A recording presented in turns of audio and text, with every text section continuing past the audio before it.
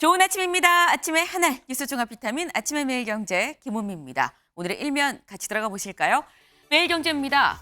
전공의 집단행동 예고 대통령실 명분 없다라고 지금 얘기를 하고 있다는 게 오늘 매일경제 일면입니다. 저희가 설 연휴가 시작되기 전에 전해드렸던 얘기가 지금 전공이 지금 집단행동을 할 것 같다. 설 연휴가 끝나고 할 것 같다라는 얘기를 전해드렸습니다. 정부가 의대 정원을 확대하는 방침을 발표한 직후에 있었던 일인데 연휴가 끝났죠. 네.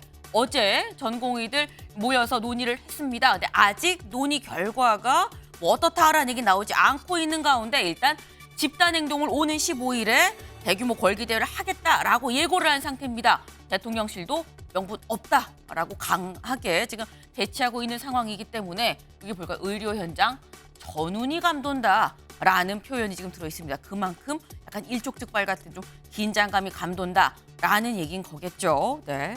다음 기사 보겠습니다. 조선일보입니다. 대학 학자금 중산층까지 국가가 지원한다. 중산층, 어디까지가 중산층인가? 여기 보겠습니다. 정부 소득 상위 20%를 뺀 모두의 국가장학금 혜택을 확대하는 방안을 추진한다라는 겁니다. 상위 20%를 뺀 나머지를 중산층이라고 본다는 거죠. 그렇다고 얘기한다면 80%에 대해선 다 국가장학금을 일부분이라도 좀 받을 수 있도록 요걸 좀 추진을 하겠다라는 겁니다. 학자금 초저리 대출도 저소득층에서 서민 중산층으로 넓히겠다라는 거예요. 근데 무슨 돈으로 재원이 그럼 어디서 나지라는 생각이 들 수 있습니다. 재원 일단 규모가 이런 것 같아요. 여기 보겠습니다. 이 관계자는 연간 1조 5천억에서 3조 원을 추가로 투입해서 사실상 등록금 제로화 방안을 추진하는 거다. 이 돈은 어디서 오는 거냐? 지방교육 재정교부금이 남는다라는 얘기가 있었죠. 요거를 갖고 와서 하면 어떻겠느냐라는 얘기가 지금 나오고 있다는 겁니다. 다만 그러려면 법 개정도 좀 필요한 사안이긴 합니다. 근데 여기서 나올 수 있는 얘기가 그런데 80%밖에 받으면 그럼 못 받는 20%는 형평성 문제도 이 과정에서 좀 이 대두가 될 수 있다라는 우려 목소리도 같이 나오고 있다라고 하네요. 좀 지켜봐야 될 것 같습니다. 다음 기사 볼까요? 경향입니다. 목숨값 4만 원 과한가요? 제목입니다. 좀 어떻게 보면 좀 자극적인 제목일 수도 있어요. 근데 이게 목숨값이 무슨 얘기냐? 여기 보겠습니다. 낯선 산속 누비며 밤새 화마와 싸우는데 이러는데 목숨값 4만 원이 과한 겁니까? 라는 게 경향신문의 일면이에요. 산불 재난 특수진화대 이 위험수당이 지금 4만 원을 올렸는데 이게 지금 통과가 안 되고 있다라는 얘기인 겁니다. 정부 2년째 예산에 반영이 안 되고 있다. 공무원은 특수수당이 있는데 공무직은 형평성을 이유로 다른 공무직과의 형평성을 이유로 거부되고 있다라고 하네요. 다시 한번 경향신문의 제목을 좀 읽어봅니다. 목숨값 4만 원 과하다고 생각하십니까? 다음 기사 보겠습니다. 국민일보입니다. 빅텐트 친 개혁신당 캐스팅보트 가능할까? 설 연휴 기간 동안에 중텐트, 빅텐트 되는 거야 아니야라는 얘기가 있었던 제3지대 빅텐트를 쳤습니다. 빅텐트 친 개혁신당. 근데 이렇게 빅텐트를 치긴 쳤는데 캐스팅보트가 과연 가능하겠느냐라는 얘기도 그 이후에 같이 들려오고 있는 얘기인 거죠. 이 얘기는 저희가 잠시 뒤에 대담으로도 좀 같이 짚어보겠습니다. 다음 기사 볼까요? 한국일보입니다. 연고도 없는 사람들의 새싸움 불쾌. 이재명 원희룡 명룡대전 민심 싸늘. 네, 지금 총선이 오늘로 D-57일 이제 2달이 채 남지 않았습니다. 지금 시점에서 기자가 직접 그리고 이 주목받는 이곳 인천 계양을을 갔다라는 거죠. 인천 계양을에 가서 들어보니까 여기가 지금 주목받는 이유 이재명, 원희룡 지금 이른바 뭐 차기 대선 주자급들이 붙는 지역이다라고 해서 주목을 받는데 지역민들은 연고 없는 사람들이 지금 새싸움을 하는 거냐 불쾌하다라고 얘기를 하고 있다고 하네요. 네, 지역에선 이런 얘기도 나온다라는 겁니다. 다음 기사 보겠습니다. 동아일보입니다. 트럼프 방위비 안 내면 나토 침공 독려하겠다라고 얘기를 했습니다. 네, 이게 대체 무슨 얘기냐? 분명 트럼프 전 대통령은 미국의 전 대통령이고 미국 대통령을 한번 더하겠다라고 지금 출사표를 낸 사람인데 러시아가 나토를 침공하도록 독려하겠다라는 얘기를 경선 유세 과정에서 얘기를 했다라는 건데 나토가 어디냐? 북대서양 조약기구죠. 이 서방 국가들, 미국, 북미, 유럽 이 서방 국가들의 어떤 군사 동맹이 나토 침공인데 미국을 중심으로 된 게 나토인데 지금 오히려 러시아가 여기를 침공을 하고 독려하겠다라는 거. 왜? 그래서 동맹국의 체납자 보호하지 않겠다. 관련해서 방위비 나토에 내지 않는다고 하면 이거 우리가 보호해줄 필요가 없다라는 얘기를 한 겁니다. 네, 미국이 세계의 경찰이란 얘기를 들었었죠. 제가 과거형으로 말씀을 드렸습니다. 어쩌면 미국이 세계의 경찰이던 시대는 이미 저물고 있는 건 아닐까 하는 생각도 드는 트럼프 전 대통령의 한마디였습니다. 다음 사진 기사 볼까요? 네, 지금 이게 어디냐? 쭉 보겠습니다. 굉장히 많은 사람들이 끝도 없이 줄을 서 있죠. 여기 탑골공원 앞에 무료 급식소입니다.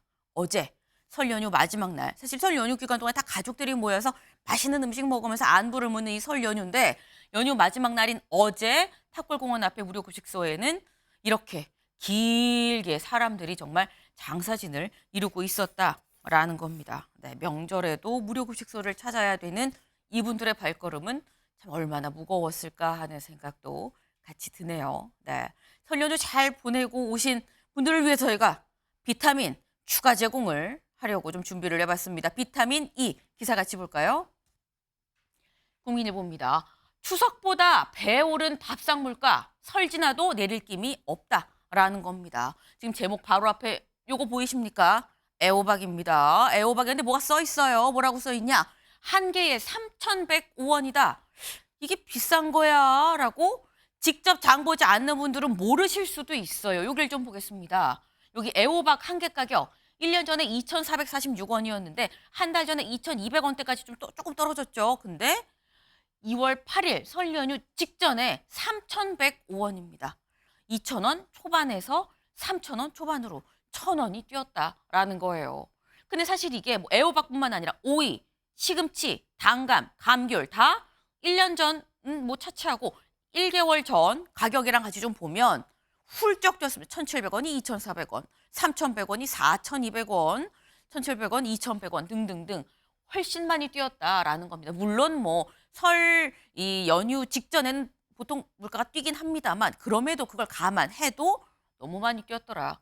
과일값 비싸다는 얘기 드렸었죠. 엄마들 사과 가격 보고 화가 났다라는 소식 전해드렸었는데 과일값이 전체 인플레의 7분의 1을 차지하고 다른 지금 이 보시는 것처럼 야채, 채소들의 물가도 상당히 좀 올랐다. 문제는 설이 지나도 내릴 기미가 없다라는 겁니다. 근데 그러면 밥상머리 물가만 이런 것이냐? 다음 기사 보겠습니다. 올겨울 지난해보다 따뜻했는데 난방비고지서에 깜짝. 지난해보다 따뜻했습니다. 그래서 난방을 덜 틀었죠. 덜 틀었는데 난방비고지서는 작년보다 더 나왔더라라는 겁니다. 여길 볼까요? 12월 중 영하 기온은 11일에 불과했는데 가스 요금이 21.7%, 지역 난방 27.3% 올랐다. 덜 틀었는데 난방비는 올라서 부담은 가중됐다라는 겁니다. 먹는 물가도 비싸고요.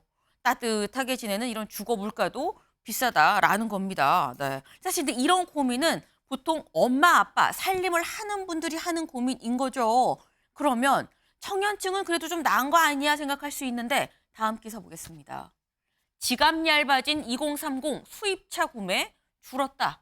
이걸 볼까요? 2030 신차 등록입니다. 중고차 아니고 신차 등록을 기준으로 봤을 때 국산차는 살짝 올랐어요. 그런데 수입차는 뚝 떨어졌다라는 겁니다. 국산차는 1.3%포인트 올라서 약 한 4,000대 정도 좀 늘었고 수입차는 63,000에서 53,000으로 10,000대가 떨어져서 지금 15.1%가 떨어졌다라는 거예요. 근데 수입차만 국산차가 올랐네라고 생각할 수만은 없는 게 국산차가 오른 건 한 4,000대인데 수입차는 10,000대가 떨어졌습니다. 6,000대는 어디로 갔느냐? 안 샀다는 거죠. 2030 살기 팍팍하다. 신차 뽑을 여력이 없다라는 얘기로 볼 수 있을 것 같습니다. 네.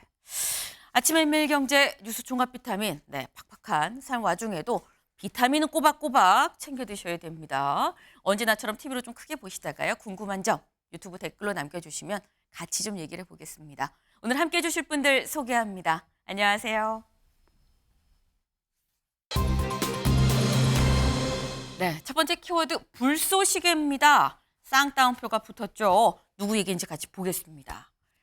조국, 다른 방법 없다면 신당 창당, 문, 함께하면 좋지만 불가피성 이해한다. 조국 전 장관과 문재인 전 대통령 어제 오후 저녁쯤에서 만났습니다. 만나서 이런 얘기를 했다라는 건데 여기 좀 사진을 같이 볼까요? 조국 전 장관 양산 평산마을에 가기 전에 들른 곳이 있습니다. 바로 봉하마을인데요. 봉하마을에서 참배를 하는 모습입니다. 봉하마을 참배를 한 직후에 이런 얘기를 했다고 하는데 그 얘기까지 좀 들어보고 얘기 이어가 보시죠. 법무부 장관으로 임명되었을 때 저의 역할은 검찰개혁을 위한 불쏘시개가 되고자 하는 것이었습니다. 이제 저는 무도하고 무능한 윤석열 검찰 독재 정권의 조기 종식과 민주공화국의 가치를 회복하기 위한 불쏘시개가 되겠습니다. 불쏘시개가 돼서 제가 하얗게 타더라도 걸어가겠습니다. 네, 불쏘시개가 돼서 제가 하얗게 타더라도 이 길을 가겠다라고 얘기를 했습니다. 한눈에 들어도 뭔가 이번 총선 나서는 거구나라는 생각이 들죠. 근데 저렇게 얘기를 하고 난 다음에 간 곳이 문재인 전 대통령을 만나러 간 양산입니다. 여기서 한 얘기 뭐라고 얘기를 했느냐. 조국 전 장관은 다른 방법이 없다면 신당 창당을 통해서라도 윤 정권 심판과 총선 승리에 헌신하겠다라고 얘기를 했고요. 여기에 대한 문재인 전 대통령의 답은 민주당 안에서 함께 정치할 수 있으면 좋겠지만 어려운 상황이라면 신당 창당의 불가피성을 이해합니다라고 얘기를 했습니다. 근데 이 얘기인즉슨 지금 문재인 전 대통령의 허락도 얻었다라는 걸로 지금 볼 수 있겠죠. 그러면 여기 나왔습니다. 신당 창당을 통해서라도 창당을 하겠다라는 건데 조현삼 변호사님. 그럼 조국 전 장관의 신당은 어떤 정체성으로 누구와 만드는 걸까요? 현재로서 조국 전 장관이 신당 창당하는 것은 기정사실이라고 볼 수 있겠죠. 아마 네. 오늘 신당 창당에 대한 말씀을 하실 것으로 보여지는데 조국 전 장관은 일단 우선 윤석열 정권에 대한 선명성을 가지고 있는 그러한 분이 아닌가 싶습니다. 네. 조국 전 장관은 윤석열 정권을 탄생함에 있어가지고 어떻게 보면 그 반대적인 역할을 했던 분이라고 할 수 있고 이번 총선에서도 반윤석열이라고 하는 그러한 모습에 있어서 연대의 모습을 보여줄 수 있는 그런 가능성이 있지 않을까 싶습니다. 하지만 그렇다고 하더라도 그 총선은 단순한 선거가 아니라 정치인으로서 국민의 선택을 받는 자리인데 네. 그 정치적으로뿐만 아니라 도덕적으로 책임을 져야 하는 그러한 자리라고 할 수 있습니다. 네. 과연 지금 조국 전 장관이 1심과 2심에서 실형을 선고받은 상황에서 다음 총선에서 어떠한 역할 그리고 국민의 선택을 받을 수 있을지는 조금 더 지켜봐야 될 문제가 아닌가 싶고 문재인 전 대통령이 하신 말씀은 어찌 되었건 지금 신당 창당에 대한 결정을 한 마당에 네. 덕담의 차원에서 하신 말씀이 아닌가 싶고 어떻게 보면 조국 전 장관이 신당을 만드는 것 자체가 네. 민주당 입장에서는 과연 유리한 상황을 만들 수 있을까? 그런 점에서는 아마 우려도 좀 있지 않을까 싶습니다. 지금 말씀은 문재인 전 대통령이 이미 결심을 한 마당에 하지 마세요라고 말릴 수 없으니 덕담을 한 거 아니겠냐라고 말씀을 하죠. 윤경호 의원님 어떻게 보십니까? 그 말씀에는 저도 동의해요. 그러나 민주당 입장에서는 그러니까 반윤석열, 그러니까 윤석열 정권에 대한 중간 심판 이런 걸 지금 이번 총선의 프레임으로 내걸었잖아요. 그 점에서 보면 이건 힘의 분산이 불가피할 거다. 조국 전 장관 개인으로는 선출직으로 본인이 지역구에 예를 들어서 출마를 한다. 그래서 명예회복을 하겠다. 본인도 그런 표현했잖아요. 비법률적 방법으로 명예회복, 운운하는 얘기를 북권선택에서 했잖아요. 그 얘기가 뭐예요? 출마하겠습니다 이 말이잖아요. 그러나 아무리 실정법상 정치 탄압인들 아니면 무리한 기소에 의한 결과라도 2심까지 징역 2년의 실형을 받은 상황에서는 저건 무리다. 그건 사법체계를 어떻게 보면 무시하는 일 수도 있다. 물론 대법원에서 뒤집힐 가능성 이걸 얘기하죠. 그리고 법정 구속되지 않았으니까. 네. 그러나 꼭 민주당 진영 국민의힘 지지자 이걸 나누지 않더라도 지금 민주당 입장에서는 조국이라는 이 어떻게 보면 불화산이 던져지면 네. 또 아마 이 절대 지지자들이야 뭐 변함이 없지만 중도층 중에 또 고개를 돌리는 사람들이 생길 수 있단 말이죠. 그런 점에서는 저는 조국 전 장관이 굉장히 신중할 필요가 있다. 가장 안 좋은 모습은 민주당에서 조국 전 장관을 절연하는 이제 그게 가장 안 좋은 모습 아닐까 싶어요. 아. 그 상황에서는 부딪혀야 되니까 네. 그걸 오히려 피하려면 적당한 시점에 본인이 뭔가 절제하는 모습을 보여주는 게 저는 맞지 않을까 싶은 생각이 들어요. 네. 지금 조윤선 변호사님도 그렇고 윤경호 위원님도 그렇고 공통적으로 글쎄 이 판단이 맞는 건가라는데 약간 지금 이 뜻을 좀 같이 하시는 것 같아요. 분명히 조국 전 장관은 문재인 전 대통령과 같이 얘기를 하면서 총선 승리에 헌신하겠다라고 얘기를 했습니다. 그러니까 바로 민주당이죠. 민주당의 총선 승리에 헌신하겠다 일 텐데 지금 두 분의 말씀은 민주당의 총선 승리에 헌신 도움이 되는 게 아니라 방해가 될 수 있다라는 취지로 지금 말씀을 하셨어요. 그러면서 아까 나온 얘기 중에 하나가 진즉에 뭐 비법률적인 뭐 방법을 얘기를 하면서 하려고 마음을 먹었던 거 아니겠느냐 말씀하셨거든요.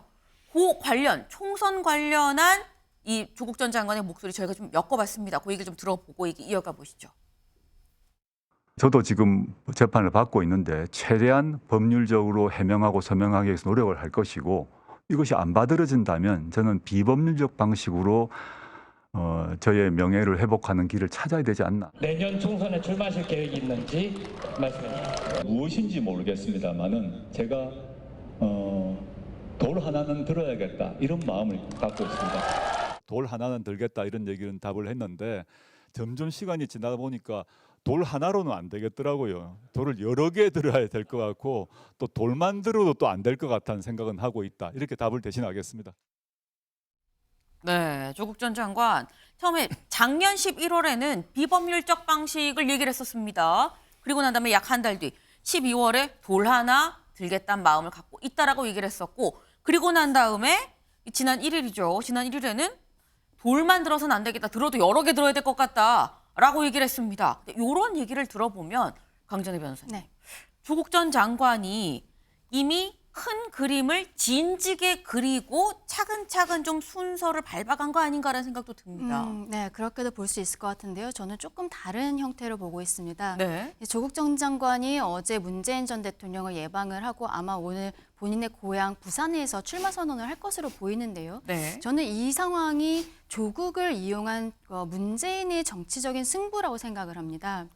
예, 왜 그렇게 생각을 하냐면은 네. 지금 조국 전 장관 같은 경우에는 지난주에 항소심 2년형이 나왔죠. 근데 이게 실형만 있고 집행유예도 없는 상황입니다. 네. 근데 1심과 2심이 같은 형이 나왔기 때문에 지금 대법원에서 상고를 해서 대법원에서 다룬다고 해도요. 이렇게 1심과 2심이 막 엇갈리지 않았던 상황이기 때문에 그렇게 오래 걸릴 것은 아니거든요. 그리고 조국 전 장관으로 인해서 이번에 윤석열 정권으로 교체가 되었다는 것. 그것은 우리 국민적으로 좀 공감대가 있지 않겠습니까?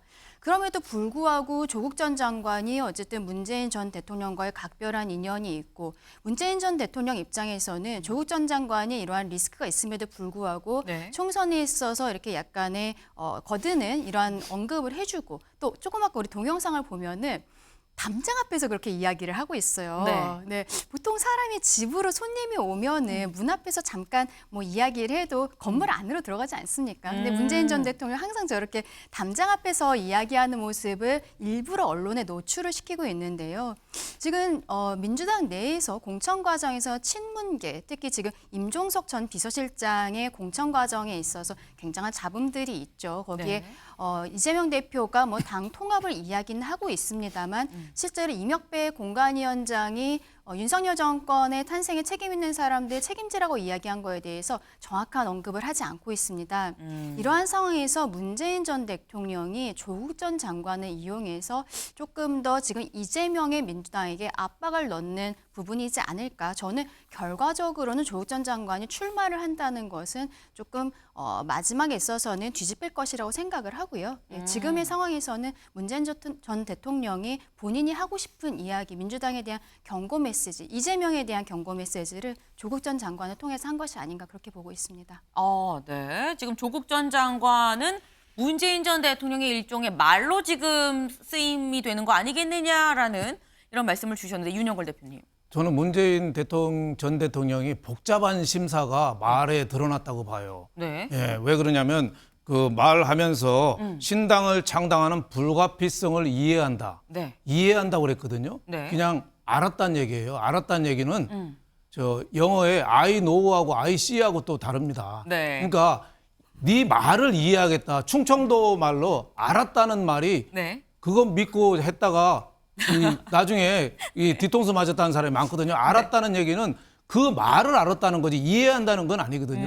그러니까 문재인 대통령의 말이 이해한다. 또 총선 승리를 기대한다는 말만 해서 마뜩하지는 않지만 네가 그렇게 선택하니 어떻게 하겠냐. 그러니까 조국 때문에 사실 문재인 정권이 정권 재창출 실패한 게 발단이 조국 사태 아니겠어요? 그러니까 네가 또 저 나가는 게 야권 분열로 또 일으키기 때문에 승리가 어려울 것 같은데 그래도 네가 그렇게 고집 세우는 뭐 어떡하겠냐. 네. 잘 해봐라. 이렇게 어떻게 보면 전직 대통령으로서 그냥 덕담만 한 거지 네. 속으로는 복잡한 마음 굉장히 어떻게 보면 조국에 대해서 이제 좀 실형 대법원 판결도 앞섰는데 네. 이제 좀 그만해라 이런 뜻이 저는 있다고 봐요. 왜 그걸 하나 더 증명하느냐. 저 공지영 작가 책 있잖아요. 너는 다시 외로워질 것이다. 네. 공지영 작가 책을 어제 추천을 했어요. 문재인 대통령이. 그 공지영 작가가 과거에 친문, 친조국의 대표적인 그 문화예술인인데 얼마 전에 조국에 대해서 비난 화살로 돌리고 내가 그동안에 사람을 잘못 봤다. 그리고 진중권 교수한테도 사과하고 그랬거든요. 그 책을 왜 같은 날 문재인 대통령이 추천했겠어요? 조국의 시대는 끝났다. 이제 네. 대법원 판결도 몇 달 안 남았는데 언제까지 야권 분열을 일으킬 거냐. 조국의 강 다 건너온 줄 알았더니 조국 색강이 나와서 그 색강이 흙탕물이더라. 저는 이런 뜻이 많이 담겨 있어 문재인 대통령의 고민의 일단이 저는 드러났다고 봅니다. 문재인 전 대통령 지금 굉장히 생각이 많을 것이다. 그러면서 말씀해 주신 게 어제 올렸던 SNS 글을 말씀해 주셨습니다. 그게 바로 이 글이에요. 볼까요? 독자로서 작가의 귀환을 환영하는 마음과 그의 외로움을 응원하는 마음으로 책을 추천합니다. 진실은 외로운 법. 그래서 나는 그의 외로움에 공감합니다. 라고 하면서 추천한 책이 바로 이 책입니다. 네. 공지영 작가의 너는 다시 외로워질 것이다. 라는 책이에요. 근데 이 책을 언제 올렸느냐, SNS에 추천합니다. 라고 이제 언제 올렸냐면 조국 전 장관이 양산 도착하기 뭐 몇 시간 전이나 몇 시간 전이죠. 같은 날 오전에 이 글을 올렸습니다. 근데 말씀처럼 좀 공지영 작가는 최근에 어떤 글을 올렸었냐. 조국 전 장관에 대한 글을 올렸었습니다. 같이 볼까요? 네. SNS를 통해 열렬히 옹호했던 한 사람, 그 한 사람이 이 사람인 거겠죠. 조국 전 장관. 내가 이전까지 생각했던 그 사람이 아니라는 걸 깨닫게 됐다라고 얘기를 했습니다. 그러면서 과오가 드러났을 때 미안하다, 잘못했다고 한마디만 했어도 이렇게까지 실망하진 않았을 텐데 라고 얘기를 했습니다. 다시 말해서 이 글로 인해서 이제 조국 전 장관에 대한 이 지지를 공식적으로 좀 철회했다라는 얘기가 있었는데 이런 공지영 작가가 쓴 책을 조국 전 장관이 도착하기 불과 몇 시간 전에 SNS에 추천한다고 올렸다. 이게 그렇다고 한다면 윤경호 위원님, 문재인 전 대통령이 불가피성을 이해한다라는 얘기가 정말 이해한 거냐라는 해석을 하신 거거든요. 어떻게 보십니까? 글쎄요. 복잡한 심경이 투영된 거 그건 뭐 해석이 가능해요. 그러나 저는 문재인 대통령이 정치적인 의사를 지금 보이고 있다. 저는 그렇게 보이지는 않아요. 누차 말했지만 문재인 대통령 본인도 이제 잊혀진 대통령이 됐으면 좋겠다 얘기했잖아요. 저는 여러 사안마다 문재인 대통령을 어떻게 보면 걸고 넘어가고 끌어들이고 하는 그런 시도들이 주변에서 많은데 그냥 내버려 둬주는 게 좋지 않을까. 그러니까 제가 아는 문재인이라는 전직 대통령은 네. 어떻게 보면 좀 결벽증이 있는 분이었던 거 아닌가라는 생각이 들어요. 어떤 결벽증? 예. 그러니까 원칙과 자기 철학에서 조금이라도 벗어나면 뭔가 권한 행사를 하는 걸 주저하고 뭐 대표적으로 지금 윤석열 대통령과 너무 대비되는 게 사면권 행사잖아요. 문재인 대통령은 김경수라는 자기 측근 그 사면권 행사 하나 하는 것도 주저주저 하다가 결국 못하고 퇴임했잖아요. 윤석열 대통령 보세요. 아니 이제 저 면죄부 받은 지 이틀 된 검사들 그냥 사면해버리잖아요. 그러니까 그런 저는 뭐 꼭 이 얘기를 하려는 게 아니라 문재인 대통령을 조국 전 장관이 찾아가서 지금 오히려 논란의 중심에 문재인을 집어넣는 거 이거는 저는 별로 바람직해 보이지 않아요. 조국은 조국으로 그냥 평가를 차라리 받아라. 그래야 조국의 강이라고 얘기되는 것처럼 또 이게 양분이 되고 그 양분되는 게 민주당한테 불리하다 싶으면 민주당이 아마 선을 긋지 않을까. 그러면 조국 본인도 이 정치적인 입지가 좁아졌구나라는 생각을 하게 되지 않을까. 문재인을 거기에 끌어들이면 얘기가 아주 복잡해질 거예요. 네. 조국 전 장관이 문재인 전 대통령 좀 냅둬라라고 말씀을 하셨어요. 그냥 본인 혼자만으로 평가를 받아야 자꾸 문재인 전 대통령 손잡고 가려고 그러냐, 뭐 이 얘기를 지금 하신 건데 아까 나온 얘기 중에 조국의 강 건넜더니 셋강이 나타났다라고도 말씀을 하셨죠. 아까 얘기 중에 나온 게 맞습니다. 오늘 오후 조국 전 장관 본인의 총선 관련 입장을 발표할 예정이라고 합니다. 지금 고향인 부산에서 기자회견을 할 예정이에요. 오늘 오후 2시에 입장을 밝힐 예정이라고 하는데 일단 이 입장, 저 총선에 몸 던지겠습니다라는 얘기는 뭐 아까 불쏘시개 얘기로 뭐 충분히 이해가 되는 부분입니다. 이미 그런 얘기 하겠거니라는 생각이 예상이 되는 부분인 건데 이걸 좀 볼까요? 지역구를 출마하느냐, 비례대표를 출마하느냐, 요거 윤영걸 대표님 네. 어떻게 전망하십니까? 저는 비례대표 2번으로 출마할 것 같은데요. 번호까지 2번이에요. 1번은 여자가 하게 돼 있거든요. 네. 지역구 출마해서 대법원 판결이 빠르면 상반기에 나옵니다. 네. 늦어도 아주 많이 늦지는 않을 거예요. 그래서 국회의원이 당선돼도 네. 국회의원을 바로 어떻게 보면 사퇴해야 되는 그런 법률적인 리스크를 갖고 있거든요. 네. 그래서 저는 비례대표 2번 정도로 하고 1번은 여자니까 네. 만약에 국회의원 사퇴되면 3번으로 넘겨주고 사퇴를 하지 않을까요? 그래서 저는 2번을 할 가능성이 상당히 많다. 물론 뭐 지역으로 나갈 수도 있지만은 네. 지역은 제가 보기에는 문재인 정권 때 네. 장관 한 사람들, 대통령실에 있던 사람들 이런 사람들이 일부 출마하면서 네. 하지 않을까 저는 이렇게 내다보고 있습니다. 근데 그렇다면 아까 강전혜 변호사님은 나간다고 했지만 결국 막판에는 안 나가지 않겠느냐라는 예. 말씀도 하셨거든요. 그 가능성은 어떻게 보세요? 윤 대표님. 네. 네. 그러니까 조국 전 장관이 아까 네. 강전혜 변호사님은 나간다고 했지만 결국 막판에는 다시 그냥 되돌릴 것이다. 나가지 않는 걸로 결론이 나지 않겠느냐라는 말씀을 하셨거든요. 저는 계속 나갈 걸로 보는데요. 나가는 건 자전거가 페달을 계속 밟아야지 네. 페달 안 밟으면 자전거 쓰러져요. 그러니까 조국이라는 분은 계속 뭔가 이슈를 몰고 가야지 돼요. 그래서 조국 전 장관을 비난하는 사람도 많지만 네. 또 강성 지지자도 많고 있거든요. 네. 과거에 조국 사태 때 광화문의 집회도 있었지만 서초동 집회도 있었죠. 있거든요. 그분들이 많은 사람들이 2심까지 징역 2년 받으면서 돌아서긴 했지만 아직도 강성 지지층은 있어요. 그런 사람들이 비례대표로 나가면 어느 네. 정도 3% 이상 하면은 한 석은 없고 5% 뭐 6% 하면은 한 두세 석까지도 가능한 거 아니겠어요? 네. 그래서 저는 끝까지 나갈 거로 보고 만약에 포기하는 순간 조국은 잊혀진 사람이 되는 거죠. 그래서 저는 조국 자신을 위해서 네. 국가를 위해서가 아니라 자신을 위해서 계속 저는 고할 거로 봅니다. 네. 강전혜 변호사님. 네, 저도 비슷한 생각이긴 한데요. 조국 전 장관 같은 경우는 지금 우리 윤 대표님 말씀하신 것처럼 계속 고할 거라고 생각을 하고 그래서 네. 오히려 이번에 오늘 나가는 출마 선언에 있어서는 저는 지역구를 이야기할 거라고 생각을 합니다. 지역구에서도 종로라든지 용산이라든지 굉장히 상징성이 있는 곳에 나간다고 생각을 합니다. 왜냐하면 본인이 이미 지난주에 항소심 선고에서 실형 2년을 선고받았거든요. 네. 대법원에서의 선고가 그렇게 오래 걸리지 않을 것이라는 것은 본인도 잘 알고 있습니다. 네. 그런 상황에서 지금 출마를 생각하는 사람이 네. 비례대표 다음 순번 생각하고 그렇게 할 거라고 생각하지 않습니다. 근데 아까는 저는 안 나갈 거다, 추종 안 나갈 거다 네. 그러셨는데. 저는 그 지역구다? 막판에 지금 오늘에 있어서는 지금 초반에는 오늘은 지역구를 얘기를 하고. 지역구를 나가는 것으로 지금 본인이 또 검찰 개혁이라든지 이런 기치를 걸고 있지 않습니까? 그렇기 때문에 결과적으로는 반민주당이 아니라 지금 반윤석열로 해서 본인이 일단은 세력을 만들어가는 과정이 있을 것이고 거기에 있어서 저는 종로나 용산 같은 데를 이야기하지 않을까라고 생각을 합니다. 다만 막판에는 결과적으로 본인이 민주당의 성공을 위해서 좀 한 발 물러서는 형태가 되지 않을까라는 생각을 하고 있습니다. 요거는 조윤선 변호사님 말씀을 좀 들어봐야 될 것 같아요. 어떻게 전망하십니까? 지금 당 차원에선.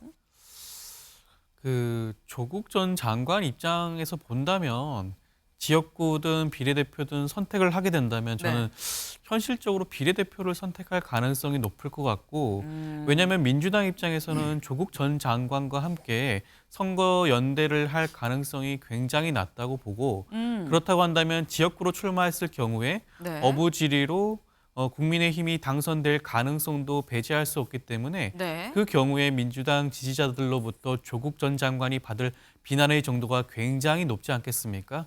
그렇다고 한다면 여러 가지 사정상 조국 전 장관은 지역구 출마보다는 비례대표를 선택을 해서 3% 이상의 득표를 얻는다면 조국 전 장관까지 국회에 입성할 가능성이 높아지기 때문에 그 부분을 노릴 것 같고 민주당 입장에서도 조국의 강을 다시 건널 수는 없기 때문에 어느 정도 거리를 두는 모습을 보여주지 않을까 저는 그런 생각을 합니다. 네, 조국 전 장관 나온다면 비례 가능성이 좀 높지 않겠느냐. 하지만 민주당과 같이 가긴 또 쉽지 않을 거다. 거리를 둘 거다 말씀을 하셨는데 다음 기사를 좀 볼까요?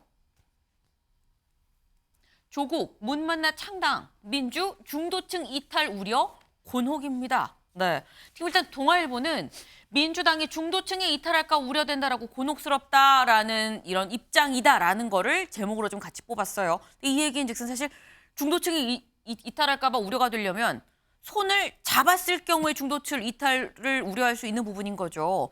조국 전 장관과 민주당은 이미 뭐 한 배를 탄 거다라는 취지가 약간 전제로 깔려 있는 듯한 제목인 건데 관련해서 홍익표 원내대표한테 관련한 질문을 언론에서 했었습니다. 뭐라고 얘기했는지 들어보고 오시죠.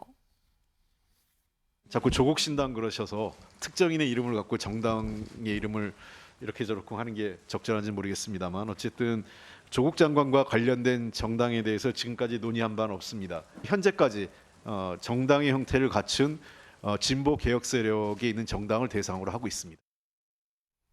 네, 언론 인터뷰는 아니고 이제 취재진들이 기자 간담회 자리에서 이제 물어봤을 때 한 얘기입니다. 뭐라고 했느냐? 당에서 논의한 바 없다라고 명확하게 얘기를 했어요. 근데 안 합니다는 아니고 논의한 바는 없다라고 얘기를 했습니다. 다음 기사까지 좀 이어서 보시죠. 문명 충돌 와중에 나타난 조국의 강. 총선길 근심 어린 민주입니다. 지금 민주당 당내 문명 충돌이다라는 얘기가 있죠. 근데 이 문명 충돌 와중에 이번에 나타난 건 조국의 강이다라는 겁니다. 네. 여기에서 윤경우 위원님, 민주당은 어떤 선택을 할 걸로 보십니까? 아마 선을 그을 거예요. 네. 왜냐하면 이 전 기사에 저는 핵심이 들어있는 것 같은데 중도층 이탈 우려 이게 크죠. 그러니까 조국이라는 내 편에 불쏘시개를 하나 넣음으로 해서 오히려 그동안에 그냥 머뭇거리고 있었던 중도층 중에 약간 친국민의힘 뭐 이런 정도 성향을 가졌던 사람들이 에이 하고 돌아서 버리는 그런 효과. 그러니까 두 분이 이미 얘기하신 거에 저도 상당 부분 동의하는데요. 조국 장관이 지금 특정한 지역구에 나가는 거 굉장히 부담스럽죠. 어느 지역구에 간들 지금 국회의원 선거라는 건 그 지역 내에서 절대 다수 득표가 무조건 당선되는 거 아니에요. 네. 근데 지금 조국을 내세워서 자신 있는 지역구가 어디 있습니까? 본인의 고향인 부산? 아니에요.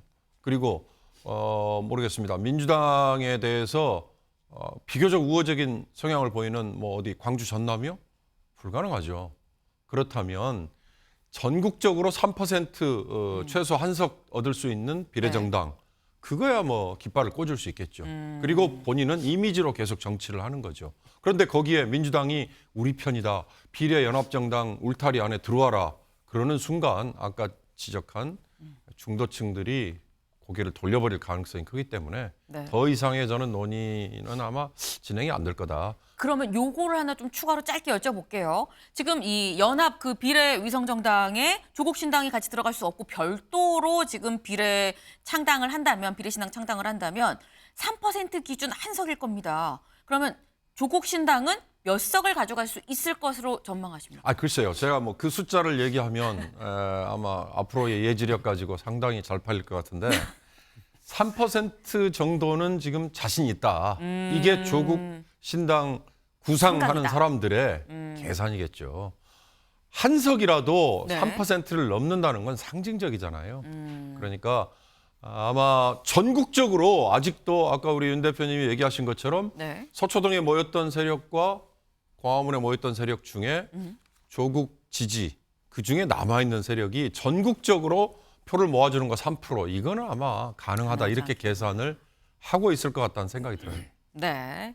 그걸 맞추면 내가 뭐 지금 여기 안 있지라는 취지로 지금 말씀을 하셨는데 일단 조국 전 장관 쪽의 입장에서는 그래도 한 석, 최소 한 석은 갖고 가지 않겠냐라고 좀 보는 것 같다라는 말씀을 주셨습니다. 오늘 오후 2시에 조국 전 장관이 어떤 얘기를 내놓을지 입에 주목이 되는 오늘이네요.